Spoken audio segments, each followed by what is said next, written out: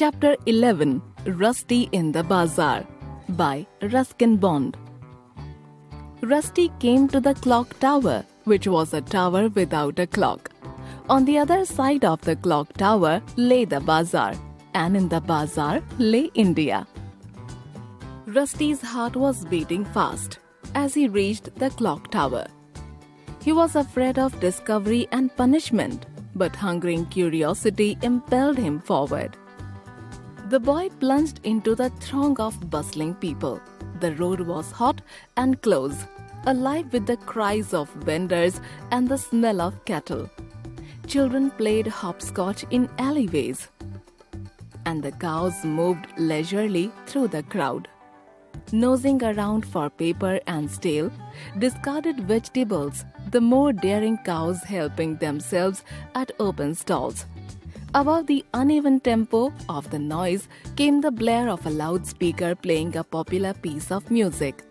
Every little shop was different from the one next to it.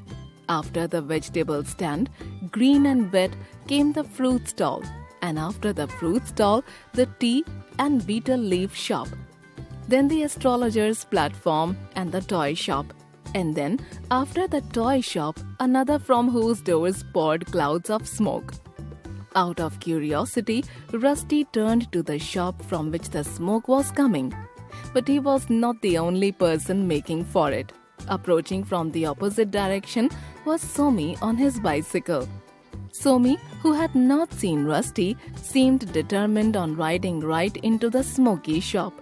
Unfortunately, his way was blocked by Maharani, the queen of the bazaar cows, who moved aside for no one. But the cycle did not lose speed. Rusty, seeing the cycle but not recognizing the rider, felt sorry for the cow. It was sure to be hurt. But Somi swung clear of Maharani and collided with Rusty and knocked him into the gutter. Rusty was overpowered by the odor of bad vegetables and kitchen water that rose from the gutter. "What the hell do you think you are doing?" he cried, choking and spluttering. "Hello," said Somi, gripping Rusty by the arm and helping him up. "So sorry, not my fault. Anyway, we meet again." Rusty felt for injuries and finding none, exclaimed, "Look at the filthy mess I'm in." Somi could not help laughing at the other's unhappy condition. "Oh, that is not filth. It is only cabbage water. Do not worry, the clothes will dry." His laugh rang out merrily, and there was something about the laugh, some music in it perhaps, that touched a chord of gaiety in Rusty's own heart. Somi was smiling, and on his mouth the smile was friendly, and in his soft brown eyes it was mocking. "Well, I'm sorry," said Somi, extending his hand. Rusty did not take the hand, but looking the other up and down, forced himself to say, "Get out of my way, please." "You are a snob," said Somi without moving. "You are a very funny one too."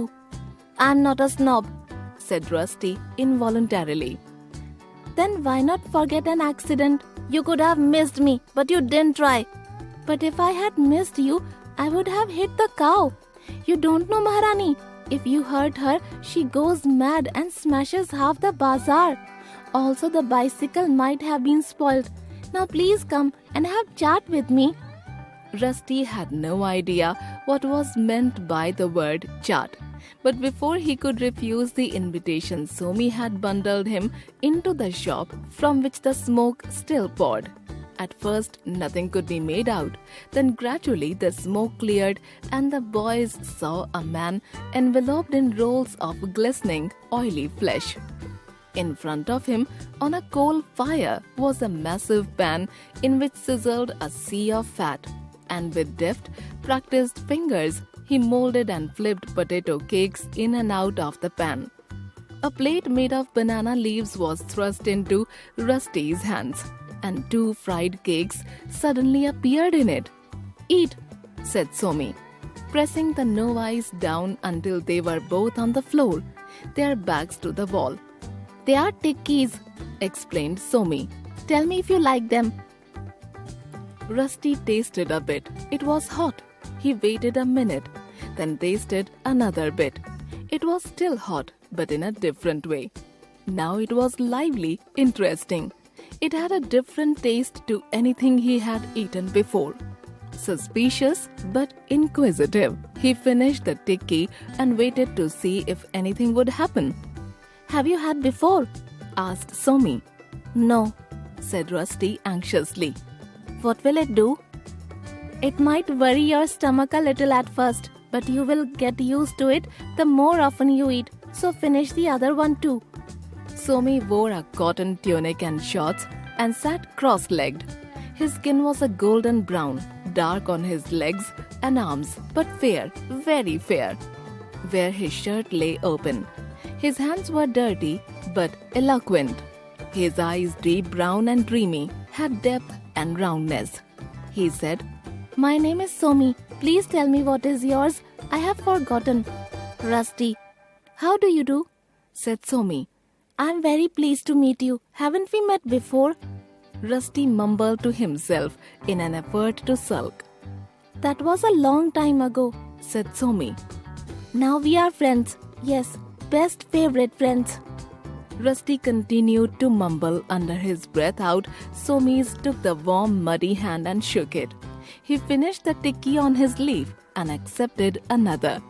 Then he said, How do you do, Somi? I'm very pleased to meet you.